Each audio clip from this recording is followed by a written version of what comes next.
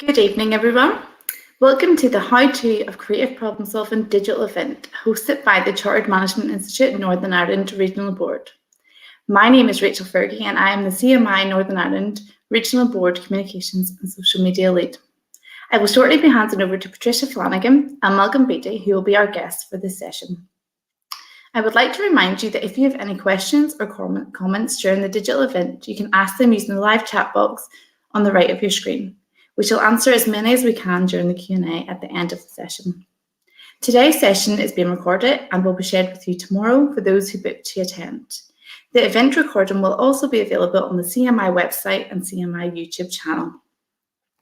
CMI Northern Ireland is a professional development and networking platform for local members. We support members to develop management and leadership competencies, as well as connect members with professional bodies, higher education institutions, trade associations, and other community partners in the region. Tonight we bring you this event and we'll be discussing the use of creative and design principles and tools in problem solving. Firstly, I think it's important to note that creativity is one of the most sought skills in the workplace for now and in the future. For example, the World Economic Forum ranks creativity as the third most important skill for the workplace, and this is up from 10th in 2015. Furthermore, what we know that is problem solving in businesses is certain. This past year, as COVID-19 hit, we are living and dealing with as many problems this has brought for businesses across the globe and continues to do so. Businesses have had to adapt and support their companies, their customers and employees through these difficult times. And research has evidenced over this time that those businesses who have embraced creative problem solving methodologies have actually had higher stability and profits during the pandemic. And you might be wondering why so. The simple answer is a link between these creative principles and innovation. So leaders of businesses have the ability and the responsibility to apply creative problem solving tools in their businesses and enhance innovation within their organisations. With this in mind, I will now introduce our speakers. I am delighted to welcome Patricia Flanagan, who is joining us from Rejig. Patricia is an expert design consultant here in Northern Ireland, and she has a wealth of experience using the creative problem solving methodology, design thinking, to stimulate innovation in both the business and education sectors. Secondly, I would like to welcome Malcolm Beattie, who is joining us from the Innovation Lab, which is a part of the Department for Finance here in Northern Ireland. Malcolm heads up the lab where they have a focus on using systems thinking, behavioural science, and user-centred design to solve complex problems. Both speakers will be joining us today to provide insight into how these creative problem-solving methods that are embedded into their daily practice have helped pivot during COVID-19. Patricia will introduce a case study and delve into how the design thinking methodology has been applied, while Malcolm will focus on the systems thinking and ecosystem required to embed this design culture in any organisation. So now I will hand over to Patricia Flanagan to begin this evening. Thank you, Patricia.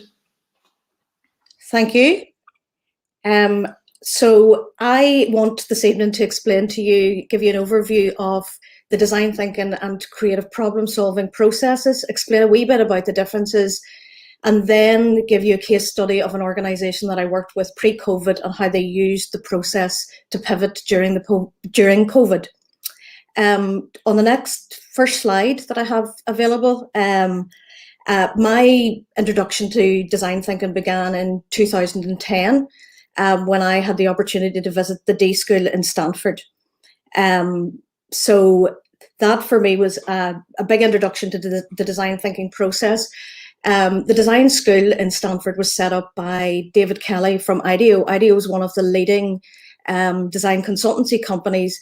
And David had the vision or view that the world is divided into those people who consider themselves to be creative and those who think of themselves as non-creative, and we tend to associate those with particular industries. And his vision comes around, what if we all had the belief in our own creative confidence? What if we had a toolkit, an understanding, a methodology that would help us all to use creative thinking to solve problems? So he set about developing the process that has now become very familiar to all of us, which is the design thinking process that's illustrated on the next slide. This process has sort of come to fame through the D School in Stanford. You'll see different variations on the process, but this is the one that I prefer to use. As you can see, it's a 5-stage process, but it really begins with a problem. It begins with something that you want to resolve, something that you feel needs to have a better solution, a challenge, something that requires innovative thinking to do it better, either for yourself, it could be a product, a service, but it has to start with something that you want to change. The process begins then with really understanding the user that you're designing for, having empathy with them, walking in their shoes, finding out what it's like to be them. And we use ethnographic techniques to gather those insights in the empathy phase. We use observation, and it's all about not solving the problem from your own perspective, which we often do, but putting ourselves into the shoes of the end user that we are designing for. Having done the empathy stage of the process, we then reevaluate the original problem statement that we had based on the insights that we've gathered in the empathy stage. So we look back again at our original problem statement and take time to redefine that based on the key insights that we gathered in empathy. That's an extremely important part of the process and often gets skipped over. Then the next stage in the process is one that people are more familiar with, which is the ideate. And that's almost like the brainstorming that people see. But we quickly move then from the ideate stage into prototype. And whenever we're in the prototype stage, what we essentially do is build cheap and cheerful solutions, versions of our solution, something that doesn't cost an awful lot of money, but that can demonstrate exactly what your idea is and help other people to understand the ideas that you're putting forward to solve the problem. And the fifth stage in the process then is what we refer to as test. And that's the opportunity for you to take back your prototype, go back to the end users and re-engage them and find out what they think about your concept or idea to solve the problem. This almost in the test phase, we almost use again that kind of ethnographic approach, allow the user to handle the prototype, see and feel what it looks like and get really good feedback from them about what they think about your prototype. To avoid taking something to market that doesn't actually meet the user's needs. This is an iterative process. So at any time you can come back. So basically what I mean by that is if you're in the ideate phase and realize, I don't fully understand the needs of the user, there's something I've missed, you go back to the beginning again and start into the empathy stage, gather more insights, redefine the problem. The same at any stage in the process. There's obviously a risk in that people get stuck at a total cycle and never come out. So we always say that underlying this is a bias towards action. So you don't want to stay in that cycle forever, but you do want to do at least one thing that will help to solve the problem. And the other key thing in this design thinking process is that there is a mindset. So there's a process, a set of tools for each stage that encourage you to think differently at each stage of the process. And then the mindset that you bring to the design thinking process. And I'll explain a wee bit more about the mindset a little further on. And if you kind of the next slide where I just, there is another terminology that is called the creative thinking process. And this basically has been built in the University of Buffalo. So two sides of the States, but this is a 4-stage process, and quite often you will see different combinations of the process, but essentially it means exactly the same thing. It's about solving a problem, coming up with creative, innovative ways to solve the problem. The first stage of the creative process starts with clarifying the challenge, which is really kind of a combination of the empathy and define. It doesn't have as much emphasis in this process as the design thinking process on the empathy stage, but essentially it's very similar type of process. And I would work with foresight in this 4-stage process because individuals have a preference for different stages of the process, and we use the foresight tool to allow the teams that we work with to understand their own personal preferences in that, and that helps in the building of teams whenever we're trying to build an innovative team and mindset. In the next slide, what we refer to often is this, that you will always see a double diamond or an inverted square in these models, and there's a reason for that. This is the absolute heartbeat of the process. Whenever at each stage of the process, you need to use 2 different styles of thinking. One is divergent thinking, where you go really wide on the challenge or problem, and then you converge into something meaningful to allow you to move forward into the next stage of the process. Very often people only associate this with divergent and convergent thinking with the ideation phase, but actually you need to apply it to every stage. So it happens in the empathy stage, go wide, gather lots of information, understand the needs of lots of users, and then converge down into the piece that you want to move forward to the next stage, which is define the problem, and you go wide again. So that is what we call the heartbeat, the in and out, the absolute breath of creativity is this divergent and convergent thinking. Quite often then what happens is we take the easy route up the middle. So people come up with like mainstream thinking, which is right up the middle of this. You walk easily, quickly through mainstream because it's the simplest, it's the easiest to do. But what we really need people to do is to move to the edges of their thinking, to really diverge, to stretch their imagination and move far out to the edges, because it's at the edge of thinking that you get the things that become really, really innovative. And it can often feel like this hard work, climbing upstairs, difficult, not easy to do, but it's worth the effort. In the next slide, what we are explaining is that the mindset that we need to adapt during this process is being really optimistic that you're going to be able to find a way to solve the problem.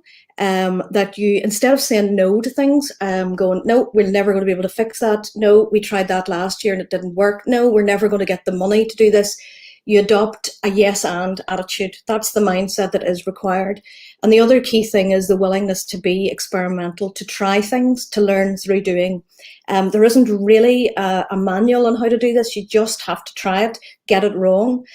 David Kelly's view as well was that we're afraid of failure. We don't want to be the ones that come forward with ideas that fail.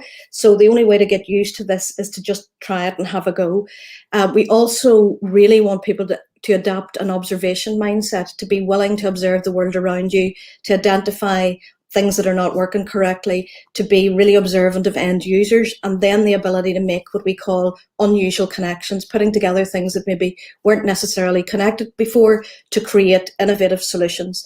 And obviously this is all sort of founded in the stretching of your imagination. So throughout the process, we use different tools and techniques at different stages to help and encourage people to develop that mindset. And as I've said before, really, really important, that bias towards action. So now I just want to explain the client that we worked with pre-COVID is an organisation called MEAP, which is the Mid and East Antrim Ageing Well Partnership.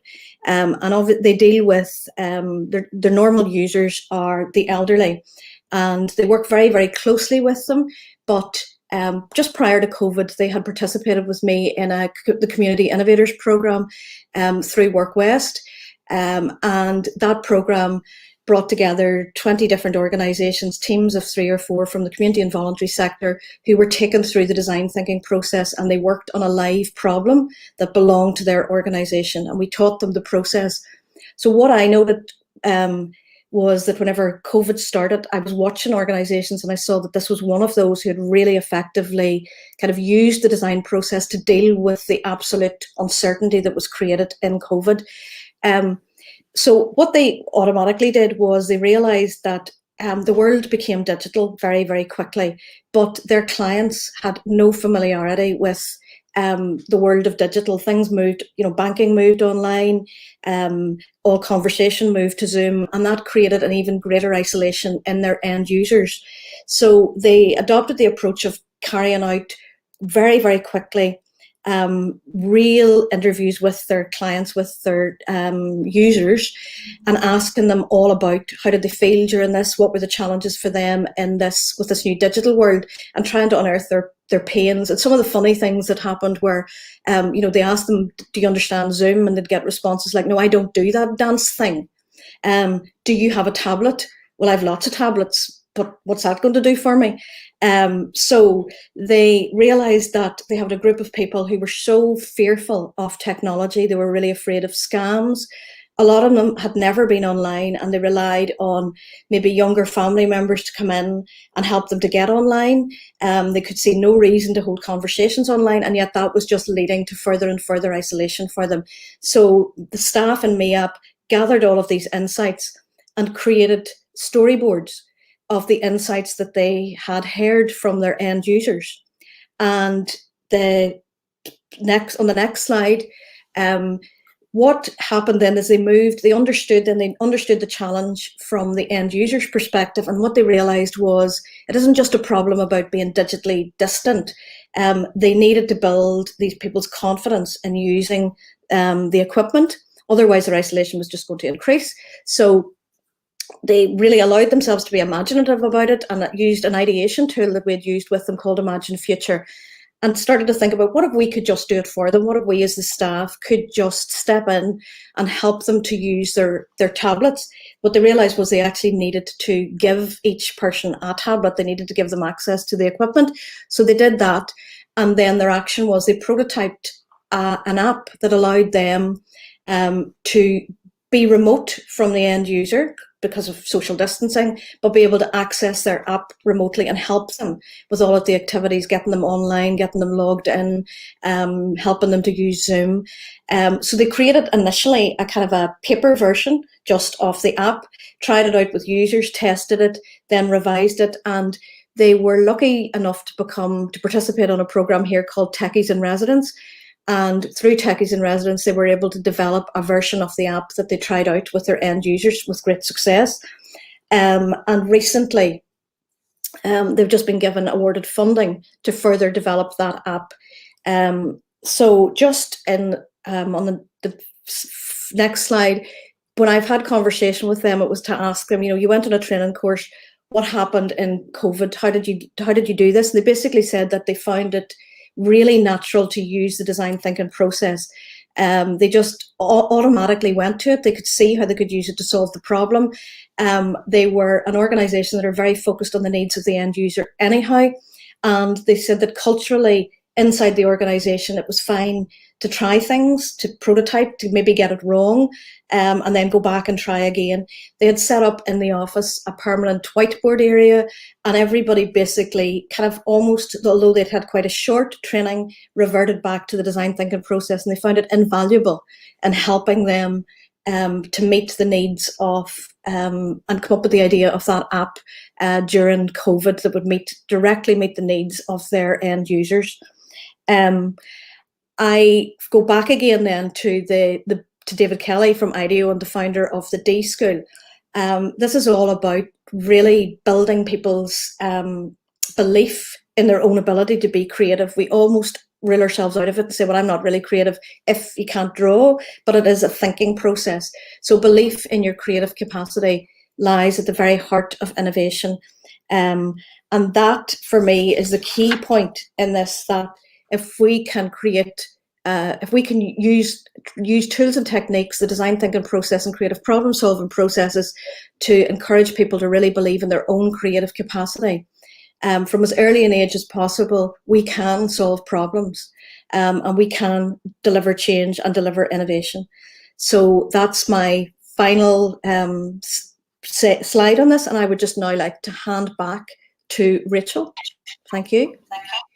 Thank you very much, Patricia, for your very insightful presentation there. I'm sure there's some great key takeaways that the people at home will have taken from that as well. Now, I'm just going to hand over to Malcolm Beatty, who is our second and final speaker today. And then after Malcolm speaks, we're going to go straight into a Q&A session. Thank you. Thanks, Malcolm. Thank you, Rachel, and thanks, Patricia. I have to say, I 100% endorse everything I've heard Patricia tell us this evening. I've been long intending to get a few coffees with Patricia and to pick her brains and to hear about all her experiences, particularly having been to the D School. Anybody who knows anything about service design, user-centered design, would be exceptionally envious of the fact that she was there. And I would love to go, but I'll have to talk nicely to the boss and get some budget to do that sometime. So thanks for the opportunity and invitation this evening to talk a bit about problem solving, or as I call it, innovation. I come from the public sector, and my thoughts are very heavily influenced by my experience there. I'm a dyed-in-the-wool civil servant, I've watched all the episodes of Yes Minister, and I know all the ways of fudging and deferring and stopping innovation, which I have hopefully unlearned in the last 7 years since I became part of the Innovation Lab here in Belfast, which was set up by the Minister Simon Hamilton at the time, who felt the need to create some body to think about things through a fresh lens, and that's how we operate in the Innovation Lab. We don't pretend to have the answers. The answers lie with the users and with the subject matter experts. We see ourselves as facilitators, as connectors, as integrators, as bringing people together who can solve problems. And in the 7 years since I've been doing this, I learned and thought a lot about how you do it. And my thoughts this evening are going to be more confined to what is the enabling ecosystem for, in my case, service design or innovation, or to take on board the subject of this session tonight. What is the enabling ecosystem for creative problem solving?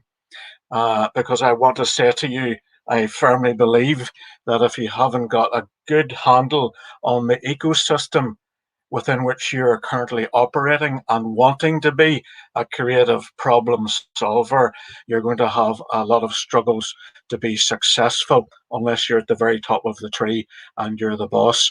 If you're in the system and you see things that you want to improve, that you're ambitious to get better services together, to make better product, to be more effective, to be more efficient, your ability to create the solutions to those problems will be directly connected to the enabling ecosystem and if it exists. So I'm going to talk you through very quickly a number of slides. I'm now 3 minutes into 15 minutes and I will be watching the time very carefully here. And we'll move on. If I can go to the first slide, please. So this is an interesting slide. This is how I describe my job. I stand at the conjunction between the mushrooms and the organization chart. I'm the go-between. The organization chart represents the civil service and all its hierarchies and all its rules and regulations and all its systems and processes that have to be satisfied because of proper accountability and all of those things. And the mushrooms, and don't tell my team this, but that's my team. They are the mushrooms. And I want to suggest to you, to start my thinking here tonight, is that innovation, creativity is an organic process, and it has to exist in the public sector at least against a system that loves rules and hierarchies and organization charts. And you'll be the same wherever you operate, in the private or the voluntary or the public sector. I believe that there will be that differentiation that you need to make in your mind between what enables creativity and innovation and the system within which all of that has to happen. The two are legitimate, they're necessary, and they will bump off each other. In fact, the system instinctively will want to kill off the mushrooms because the system and all its processes and all its controls and its financial limits and all of those things is designed for conformity and designed so that the person at the top, in the civil service anyway, can give assurances to those in authority that all that is happening in the system is under control and it's to the letter of the law and it's within the financial boundaries, and they can put their name to the set of accounts and say this is all done good and proper. And those systems and processes are designed so that everything is done good and proper. That's not proper English, but anyway, you'll forgive me. So, but innovation has to exist, and it's an organic thing. And this goes to a piece of research and a paper that was written by Rowan Conway, and I would invite you to look that up. Rowan is a lecturer or a senior official in the University College London, and she talks about the system and the immune response of the system to innovation, just as you and I have an immune response that we are relying upon to attack the COVID virus and to kill it off. And that's why we've been immunized, to enhance our immune system to deal with infection. She says, and I believe it's true, that organizations have an immune response to creative problem solving. So I'm not going to go down that line any further. I invite you to look that piece of research up. It is a superb document that, to me, just puts it exactly in perspective. And those systems that are for the protection of money and the assurance that everything is done well, and you need that, have the unfortunate impact of also not liking innovation because that doesn't fit within the rules. So you need to have the ecosystem. So let's move on through this, please, to the next slide. And this is my enabling ecosystem. Sorry, my slides are not awfully attractive. I have to say, I'm going to say I'm not very creative. Maybe that's, I shouldn't admit to that, but there you are. I borrowed this, and this is my ecosystem. I'm going to say it's an apple pie. Well, okay, we'll call it a six-sliced pie, and I've written on it those 6 titles. And we're going to look at them very, very quickly together. And I'll tell you a wee bit about what I think that aspect of the enabling ecosystem is. So if you think of where we live here, there's a park and there's a walkway through it, and there's a pool, and there's rushes, and sometimes you'll see a grey heron standing in it. And at this time of the year, there are tadpoles in it, and then ultimately frogs. Now, those things only thrive because the ecosystem in the pool is correct, and the water's the right temperature, and it's the right salinity, or whatever all that is, and that is why the frogs exist there, and the bird's going to be there and is going to eat them. So to what are the components of the enabling ecosystem? So let's look at those very quickly. There's 6 of them here. I'm going to step through them very fast. Just by thinking about it, I want to stimulate your thinking. I want you to think about your world and where you inhabit, and what are the equivalences of these things in the system, the business, the voluntary sector organization that you're a part of. Could you go to the next slide, please? So I want to talk about the personal part of the ecosystem. The relevance of the 2 salmon going upstream will become sensible in a moment or two. And can you go to the next slide, please? Thank you. So this is the part of the ecosystem about me. I've mentioned this idea of the immune response. Rowan Conway also writes a superb paper called The Public Entrepreneur.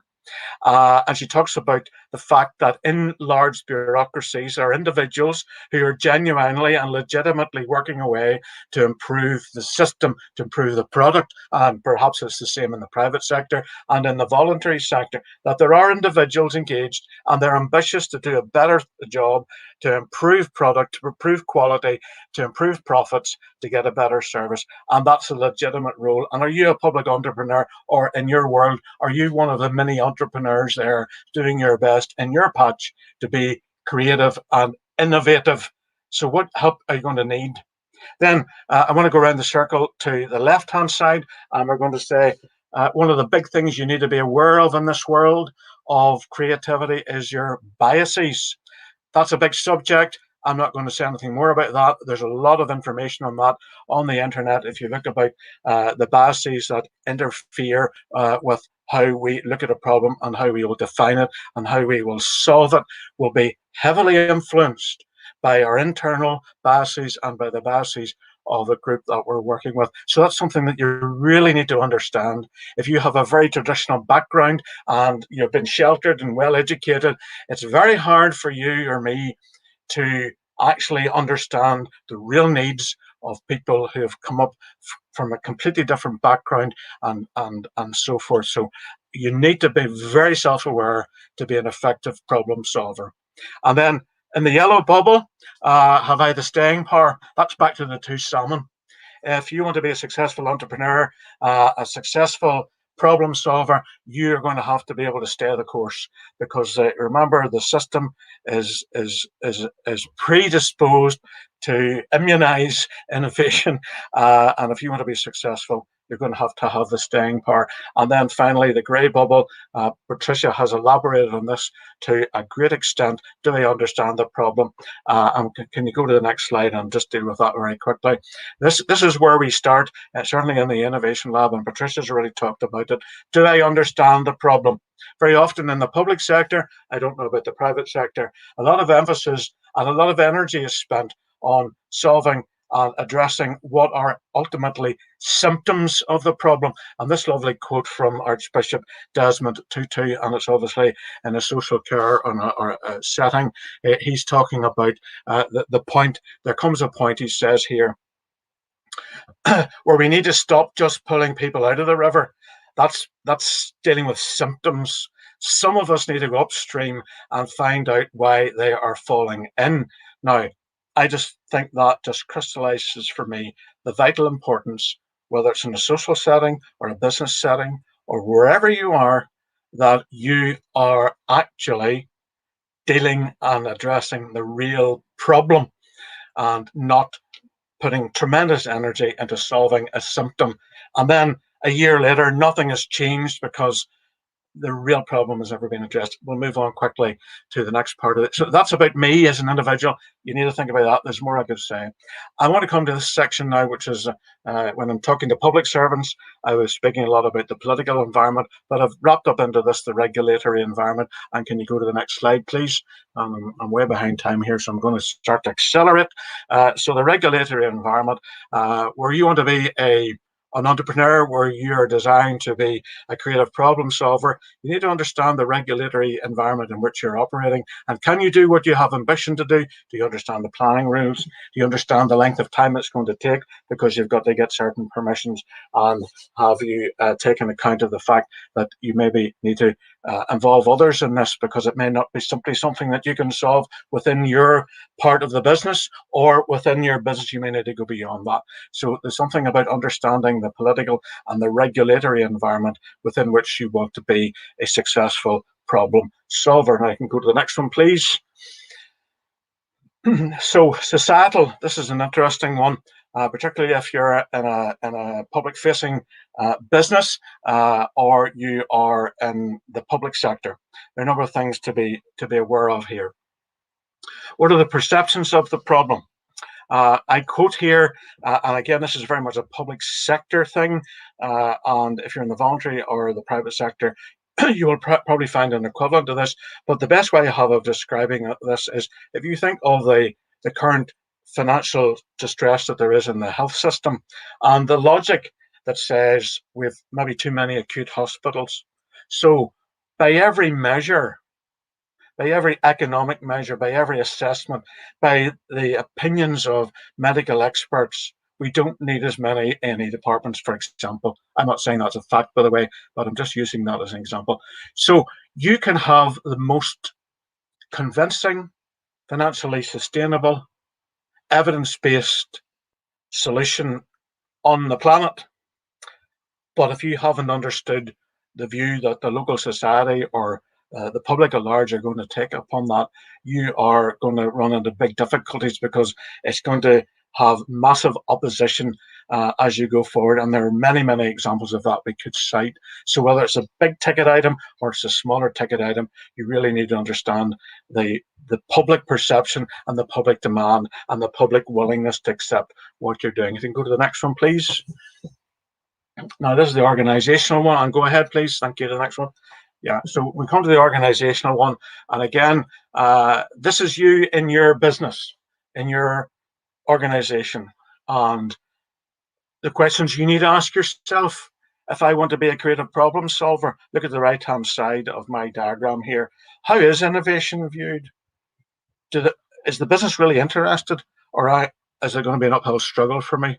And then in the yellow bubble, is there risk appetite? Do they really want to try it? And it's back to Patricia's point about, let's test this, let's prototype it, let's test it and start again.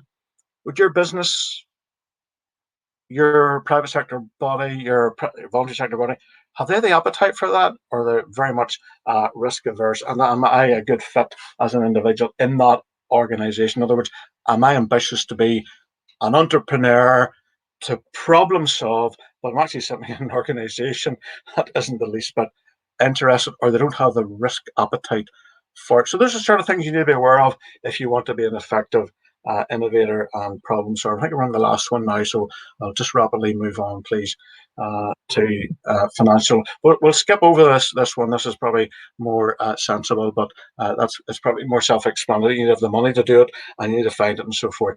Go to the next one, please. So the operating environment, whatever you want to do, whatever you want to build, whatever improvement you want to make, you're going to have to land it somewhere, and it needs to find a landing place, and it needs to be delivered by people. Likely, it's going to be land in a current part of the business that's doing something slightly different, and you're going to have to change all of that. So, have you really understood what goes on in that operating environment? Because they're the people who are going to implement this for you. And have you involved them in the design? And have you taken on board their views? Have you got their buy-in? Have you helped them?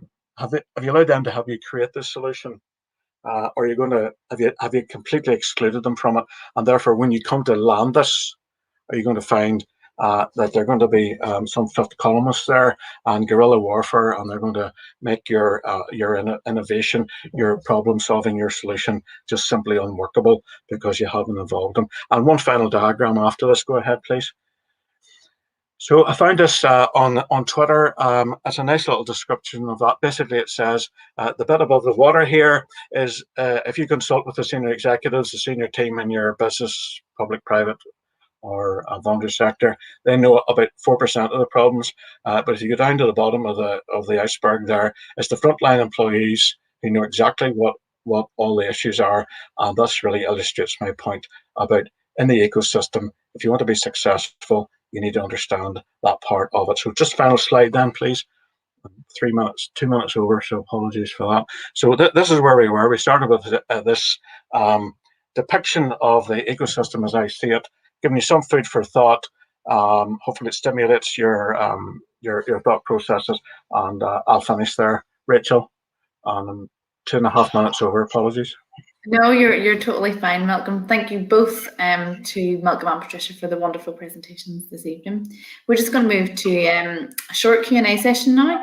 And I find it really interesting. Patricia's came and talked about the design thinking methodology and how that was applied during COVID, and then Malcolm's explained to us about the ecosystem and the system that we need then to actually have these design principles and culture within organisations and in the public sector from his example. But I just want to take it back a little bit. So there's going to be a lot of businesses watching, big and small tonight, who will not have implemented any creative problem solving or design principles or tools in their business. So what is your advice to those businesses? What first steps could those businesses take to begin to implement these creative problem-solving tools in their business? Do you want me to? Yeah, Patricia, you can go first. Respond to that. What I would, a starting point for a lot of people is there's a lot of open source material around online around design thinking, creative problem solving, and that is probably a good starting point for people. IDEO had an open toolkit that they created a number of years ago, and I know a lot of people in Northern Ireland use that as a starting point. So it kind of gets you have to pull together a team, you have to have an agreed challenge, and then it takes you through step by step a process. So it's a really good starting point. What it lacks is a bit of depth, I suppose, is there's an awful lot more tools, techniques, new ways of doing things. And to really, I mean, I'm very much for you have to try it.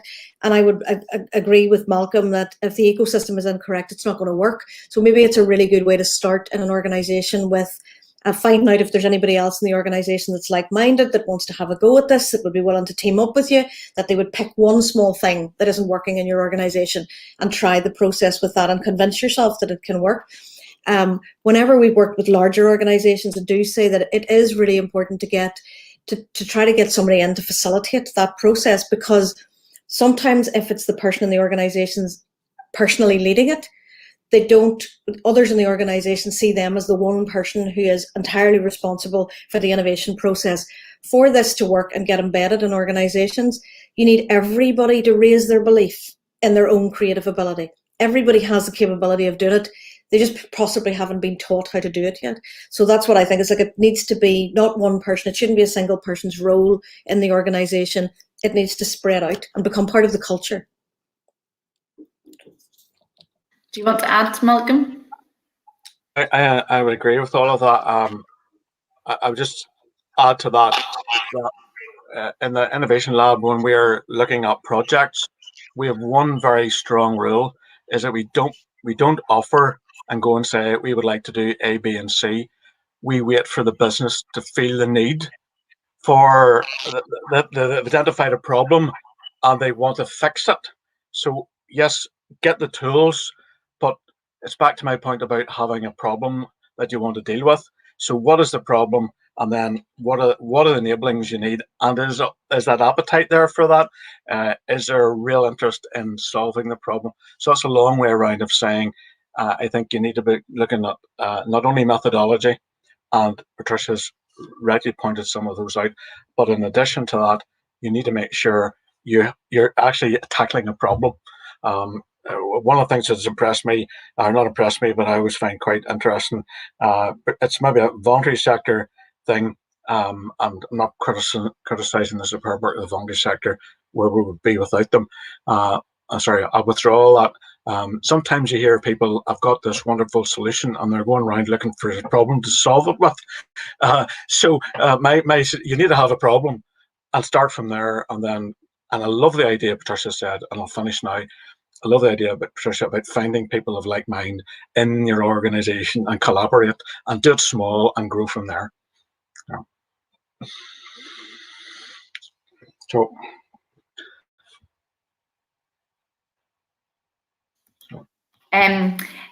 For employee, we have just a couple of pre-submitted questions as well. So for employees who don't listen to directions or requirements, how do you make yourself heard? Well, it's just specific to a problem that someone must be having. I'll give you my spin on that one. I think you really need to put the ball in their court and say, well, what is your solution to it, and give them the enablings and put the challenge to them. But if it's an HR problem, that's a different thing. But if it's in the subject of creativity and problem solving, well then, if they don't like what you're doing, get them involved, bring them in, give them the training, give them the learning, and try and change them by enabling them to be different. I suppose what I would add to that is the processes that we use in the design thinking process or creative problem solving is highly equitable. If it's organized properly, everybody has an equal voice. So all of the team members, you can have dissenters, people who have different points of view. In fact, it's made better by people with different points of view coming on board. But we use like listen and speak techniques so that everybody gets an equal turn to have their say. So, sometimes you go to a meeting and the loudest voice owns it. But what we do is we will do paired interviews with everybody on a team so that everybody gets to have their view heard. And then the team decides what is most important to go forward with. The other thing that sometimes people don't realize in the creative problem solving process, one of the reasons that we use Post-its, it's not just that they move around it's that the Post-it is actually your voice. You have an opportunity, and we always insist on people writing with big pens so that you can't say too much. You write your ideas, you write your views on the Post-it, and nobody can hog the conversation because everybody has equal access to Post-its and pens. So you have the opportunity to have your voice heard if you want to. But it's kind of like getting people to understand that if you want, you have to be a really active participant in the process to have your view heard. There's no point in joining a problem solving team and saying nothing and then wittering away in the background about it. You're there, you're actively involved, your Post-it is your voice, you have every opportunity to share what you need to say. So as a process, I find it very equitable and helps with people who are sometimes very quiet to give them a way to get their say. Helps to not allow anybody to dominate the conversation as well. Yeah, and obviously that's such a big advantage then of using the creative problem solving process in an organisation. Are there any other benefits that you can see and that it has for most of the organisations that you work with that would encourage businesses to take it on board? Some of the organisations I've worked with would just say that it actually really lets them see a different side to their team members. How people react and engage in the process lets them see something entirely different about their team members, and maybe somebody that they perceived as one thing. When they come together as a team to solve a common problem, they end up having a lot of kind of mutual respect for each other and the skills that you bring to that process. You know, there will be people who will prefer to be engaged in the gathering data and empathy stage. There will be people who are mad ideators that come up. But in order to drive innovation, you actually need people with different preferences for different stages of the process. You have to go through, you can't skip a part of this. You have to go through all of it. So you need people who understand the data, you need people who can come up with ideas, you need people who can build prototypes. So I think it's, again, back to this sort of idea of equity, but it does create a respect, a mutual respect across teams when they get comfortable with the process. And really, you know, the person who asks why all the time is really helping you to understand the problem. They're not being annoying, they're helping you to understand the problem. The person who comes up with crazy ideas is stretching your thinking and making you think differently about it. So I've always found that when we put a framework around it, it ends up with teams communicating better and being sort of having more empathy for each other on the team and respect for each other. Yeah. Do you agree, Malcolm? Yes, I do. And one of the things I was thinking about tonight when I was looking at the personal quadrant, or not quadrant, piece of my innovation pie was, have I the ambition for this? Am I in the entrepreneurial mindset? Because there are people and they're comfortable with the status quo. They want to come in at 9 and go home at 5, or whatever the traditional day will be in a post-COVID era. They just want to produce and leave it there. So there's something about not only yourself as the individual, but trying to get as many of your colleagues and of the team using those methodologies that Patricia has alluded to into the creative space and involving them in that. And inevitably, they will come round. There'll always be a few that you might that they will absent themselves, and that's fair enough if they just want to do the job. But the process ought to be inclusive, and it will work, and it is exciting, and it is really stimulating, I believe, when thinking about my iceberg. You've actually gone to the people who are doing the job and you're involving them in the process. That is so stimulating for them, and it will embed them in the solution, and will help with the implementation. And implementation is as big a part of this equation as the design piece as well, because if you need to put as much energy into implementing as you do into designing it. That's another subject. Yeah. Well, thank you so much. That's all we have time for tonight. But I want to thank everyone who's joined us, and thank Patricia and Malcolm for your expertise, insights, and wonderful presentations. So if you're a member of CMI, you can log into Management Direct using the link in the live chat, and you can find a wide range of exclusive and practical development resources and much more. And if you're not yet a member, you can join our community via the link that's also in the live chat to gain full access to our Management Direct portal. You can also sign up to the free CMI newsletter for latest trends and tips for managers and leaders. And for more information about the CMI Northern Ireland Board, you can visit the board's webpage, and the links are in the live chat as well. You can also connect via social media, so please find the information in the live chat and description section for that. Thank you again for joining us, and enjoy the rest of your evening. Thank you. Okay.